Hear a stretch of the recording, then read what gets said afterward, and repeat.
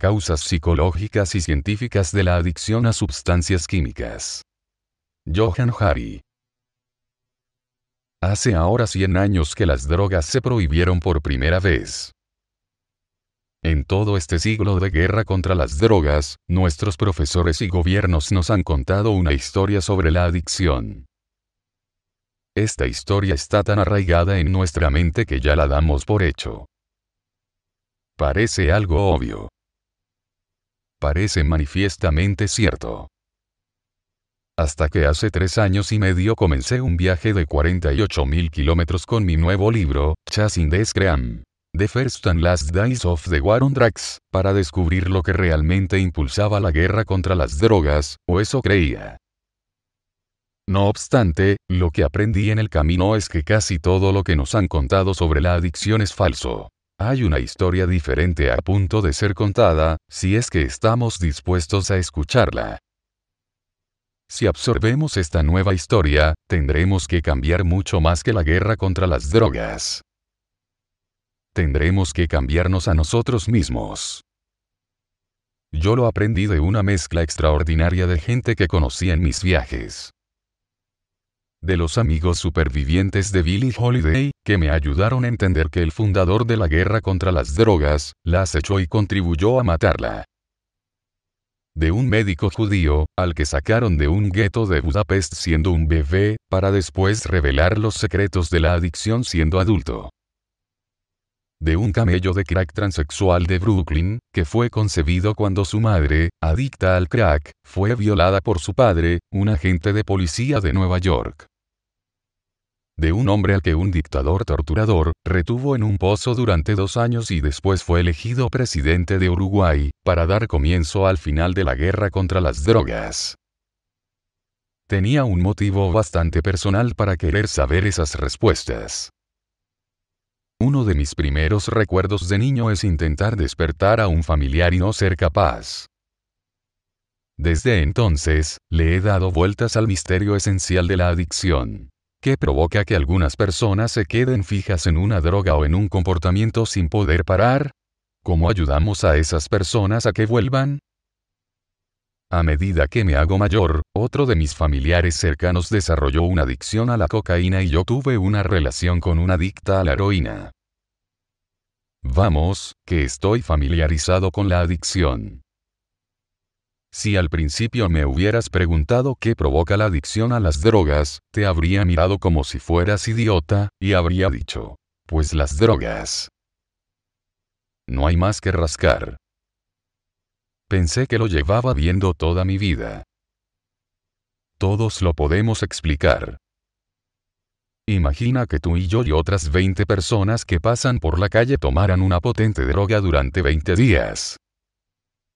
Esas drogas tienen sustancias químicas muy adictivas, así que si lo dejáramos el día 21, nuestro cuerpo necesitaría esas sustancias.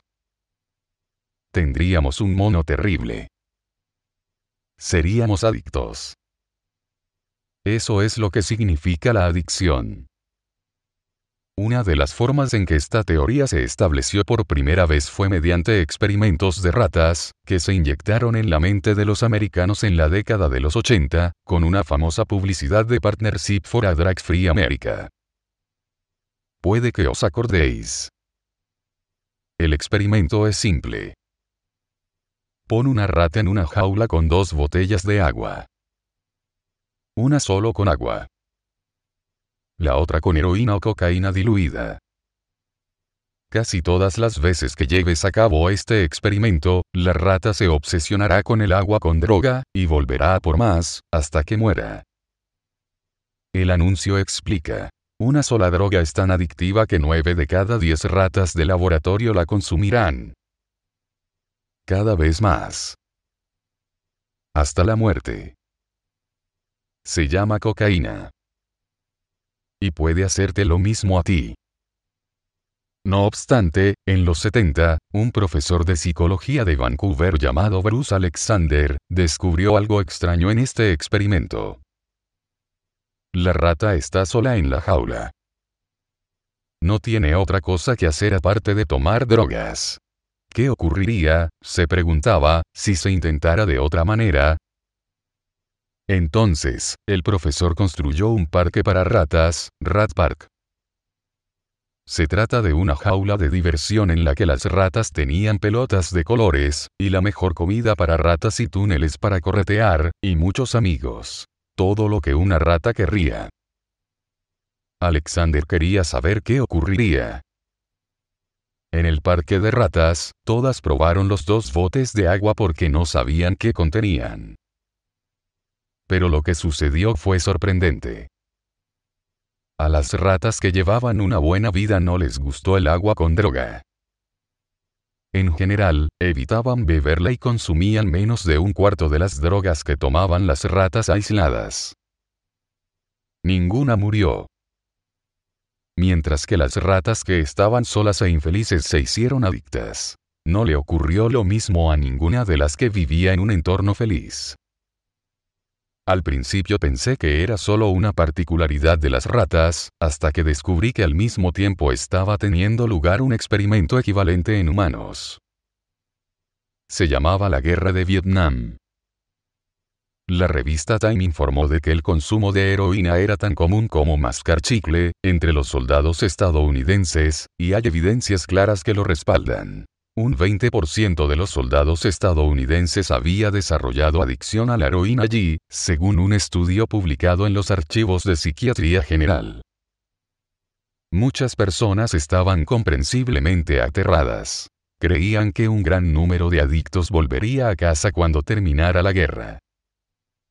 No obstante, un 95% de los soldados adictos, de acuerdo con el mismo estudio, dejó las drogas.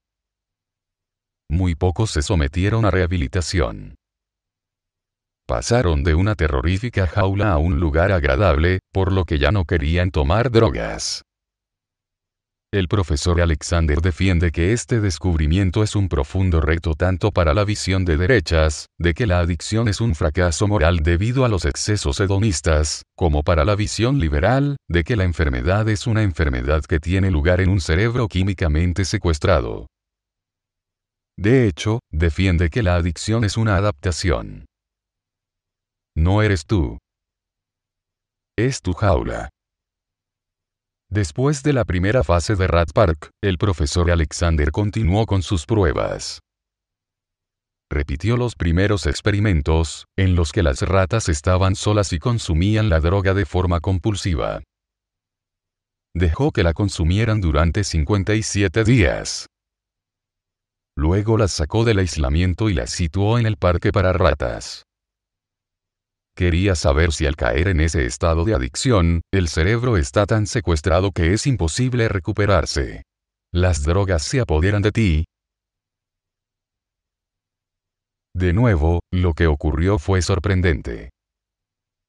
Parecía que las ratas tenían síntomas de abstinencia, pero pronto dejaron de consumir tantas drogas y volvieron a llevar una vida normal. La jaula buena las salvó. Las referencias completas de todos estos estudios que cito están en el libro. Cuando me enteré, me quedé impactado. ¿Cómo podía ser? Esta nueva teoría es un ataque tan radical sobre lo que siempre nos han dicho que parece imposible, irreal. Pero a cuantos más científicos entrevistaba y más estudios leía, más cosas descubría que parecían no tener sentido, a menos que se tuviera en cuenta este nuevo enfoque. Este es un ejemplo de un experimento que ocurre a tu alrededor y que quizá también te ocurra a ti algún día. Si sales hoy a correr y te rompes la cadera, probablemente te den diamorfina, el nombre médico de la heroína. En el hospital hay mucha gente que recibe heroína como calmante por un largo periodo. La heroína que te da el médico tiene una pureza y potencia mucho mayor que la de la heroína que se consume en la calle, que venden y adulteran los delincuentes. Por tanto, si la antigua teoría de la adicción es cierta, las drogas la provocan. Hacen que tu cuerpo las necesite, entonces es obvio lo que debería ocurrir. Un montón de gente, al salir del hospital, iría por las calles pidiendo heroína para seguir con su hábito. Pero ahí está lo extraño. Que, virtualmente, nunca ocurre. El doctor canadiense Gabor Mate fue el primero en explicarme que los consumidores clínicos lo dejan sin más, a pesar de que se han estado drogando durante meses. La misma droga, utilizada durante el mismo periodo de tiempo, convierte a los usuarios de la calle en adictos desesperados, mientras que no afecta a los pacientes médicos. Si sigues creyendo, como me pasaba a mí antes, que la adicción está provocada por sustancias químicas, esto te resultará incomprensible. Pero si crees la teoría de Bruce Alexander, el puzzle empieza a cobrar sentido. Los adictos callejeros son como las ratas de la primera jaula, aislados, solos, con una sola vía de escape a su disposición. El paciente médico es como las ratas de la segunda jaula. Vuelve a casa a una vida rodeada por la gente que ama. La droga es lo mismo, pero el entorno es diferente. Esto nos da una visión que va mucho más allá de la necesidad de entender a los adictos. El profesor Peter Cowan defiende que los seres humanos tienen una necesidad profunda de apego y de crear vínculos. Es así como obtenemos satisfacción. Si no podemos conectar con las personas, conectaremos con cualquier cosa que encontremos, el zumbido de una ruleta o el pinchazo de una jeringuilla. Afirma que deberíamos dejar de hablar sobre adicción en general para empezar a llamarlo apego. Un adicto a la heroína se ha adherido a ella porque no ha podido vincularse con otra cosa hasta ese punto. Por tanto, lo opuesto a la adicción no es la sobriedad. Es la conexión humana. Cuando me enteré de todo esto, descubrí que poco a poco me estaba convenciendo, pero me seguían asaltando algunas dudas. Decían esos científicos que las sustancias adictivas no tenían nada que ver. Entonces me explicaron que puedes hacerte adicto al juego y nadie piensa que te inyectas un paquete de cartas en las venas. Puedes tener todo tipo de adicciones sin que impliquen ningún componente químico. Un día fui a una reunión de jugadores anónimos en Las Vegas, con el permiso de todos los presentes, que sabían que estaba ahí para observar, y vi que eran tan adictos como los cocainómanos y heroinómanos que conocía. Y aún así, no había sustancias químicas adictivas de por medio. Con todo, seguía preguntándome si los componentes químicos desempeñaban algún papel. Resulta que hay un experimento que daba la respuesta precisa, y que aprendí gracias al libro The Cult of Pharmacology, de Richard de Grandbre. Todo el mundo sabe que fumar tabaco es uno de los hábitos más adictivos. Las sustancias químicas del tabaco proceden de una droga llamada nicotina. Cuando se crearon los parches de nicotina a principios de los 90, creció el optimismo. Los fumadores podrían saciar su adicción sin sufrir los efectos perniciosos, y mortales, de los cigarrillos. Serían liberados. No obstante, el departamento del cirujano general reveló que el 17,7% de los fumadores son capaces de dejarlo usando parches de nicotina. Esto tiene su importancia. Si las sustancias químicas llevan al 17,7% de la adicción, como esto demuestra, son millones de vidas arruinadas a nivel mundial. Esto significa que la historia que nos han contado de que la causa de la adicción son las sustancias adictivas es verdadera, pero es solo una pequeña parte de un panorama mucho mayor. Todo esto tiene grandes implicaciones en la guerra contra las drogas que lleva lidiándose todo un siglo. Esta guerra masiva que, como he visto, mata a gente desde México a Liverpool, está basada en la afirmación de que necesitamos erradicar físicamente un montón de sustancias químicas, que interceptan el cerebro de la gente y provocan adicción. Pero si las drogas no son la causa de la adicción, si, en realidad, es el desapego lo que la provoca, vuelve a resultar incomprensible. Por irónico que parezca, la guerra contra las drogas realmente incrementa todas esas causas de la adicción. Por ejemplo, fui a una cárcel en Arizona, Tent City, donde los presos están aislados en diminutas cuevas de piedra, de hole, el agujero, durante semanas para castigarlos por el uso de drogas. Es la recreación humana más próxima a las jaulas que garantizaban la adicción mortal de las ratas. Cuando esos prisioneros salgan, no tendrán posibilidades de trabajo por sus antecedentes penales. Estarán incluso más aislados. Es lo que he comprobado a través de todas las historias humanas que he descubierto a lo largo y ancho del mundo. Hay una alternativa. Se puede construir un sistema diseñado para ayudar a los adictos a reconectar con el mundo y dejar atrás sus adicciones. No es algo teórico. Está ocurriendo. Lo he visto. Hace casi 15 años, Portugal tenía uno de los peores problemas de drogas en Europa. El 1% de la población era adicta a la heroína. Probaron una guerra contra las drogas y el problema no hizo más que empeorar. Entonces decidieron hacer algo radicalmente diferente. Pensaron despenalizar todas las drogas y utilizar todo el dinero que antes gastaban en arrestar y encarcelar a los drogadictos, en reinsertarlos y reconectarlos con sus propios sentimientos y con la sociedad. El paso más importante es conseguirles un alojamiento seguro y un trabajo para que tengan un objetivo en la vida y algo por lo que levantarse cada mañana. Yo vi cómo les enseñaban en clínicas cálidas y acogedoras a reconectar con sus sentimientos tras años de trauma y de silencio con las drogas. Me enteré de que un grupo de adictos recibió un préstamo para crear una empresa de mudanzas. Eran un grupo, todos conectados entre sí y con la sociedad, responsables del cuidado de cada uno. Los resultados de todo esto ahora están aquí. Un estudio independiente del British Journal of Criminology descubrió que desde la total despenalización, había disminuido la adicción, y el uso de drogas inyectadas había bajado un 50%. Repito, el uso de drogas inyectadas se redujo un 50%. La despenalización ha sido un éxito tan evidente que muy pocas personas en Portugal quieren volver al antiguo sistema.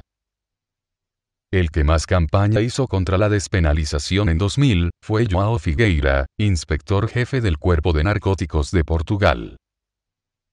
Hizo todas las advertencias nefastas que se esperarían del Daily Mail o de Fox News. Pero cuando estuvimos juntos en Lisboa, me dijo que no ocurrió nada de lo que había predicho, y que ahora espera que todo el mundo siga el ejemplo de Portugal. Esto no solo afecta a las personas drogadictas a las que quiero. Es relevante para todos nosotros, porque nos obliga a pensar de forma diferente sobre nosotros mismos. Los seres humanos son animales de vínculos. Necesitamos apego y amor. La frase más sabia de todo el siglo XX fue el "conecta tan solo", de Edward Morgan Forster. Pero hemos creado un entorno y una cultura que nos impide la conexión, o que ofrece solo la parodia de ello a través de Internet. El aumento de la adicción es un síntoma de una enfermedad más profunda de la forma de vida que llevamos, que dirige constantemente nuestra mirada hacia el próximo objeto brillante que deberíamos comprar, en lugar de hacia los seres humanos que nos rodean. El escritor George Monbiot lo ha llamado la era de la soledad. Hemos creado sociedades humanas en las que es más fácil que nunca que la gente carezca de conexiones humanas. Bruce Alexander, el creador de Rat Park, me dijo que durante mucho tiempo hemos estado hablando exclusivamente de la recuperación de la adicción de forma individual. Ahora tenemos que hablar de la recuperación social, el modo en que todos nos recuperamos, unidos, de la enfermedad del aislamiento que nos invade como una espesa niebla. Pero esta nueva prueba no solo supone un reto políticamente hablando. No solo nos obliga a cambiar la mente. Nos obliga a cambiar nuestro corazón. Amar a un adicto es realmente duro. Cuando miraba a los adictos a los que quiero, siempre estaba tentado de seguir los consejos para un amor difícil promovidos por los realities como Intervention. Dile al adicto que se reponga o deshazte de él. Su mensaje es que deberíamos evitar a los adictos que no lo van a dejar. Es la lógica de la guerra contra las drogas, importada a nuestras vidas privadas. No obstante, aprendí que así solo acrecentarás su adicción y acabarás perdiéndolos. Llegué a casa decidido a unirme más que nunca a los adictos que conocía, para hacerles saber que los quiero de forma incondicional, independientemente de si lo dejan o si no pueden dejarlo. Cuando volví de mi largo viaje, miré a mi exnovio, con síndrome de abstinencia, temblando en la cama de invitados, y pensé en él de otra manera. En el último siglo, hemos estado cantando canciones de guerra sobre adictos.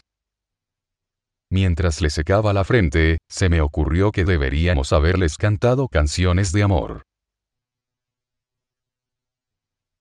Este artículo apareció originalmente en la edición estadounidense de The Huffington Post, y ha sido traducido del inglés por Marina Velasco Serrano.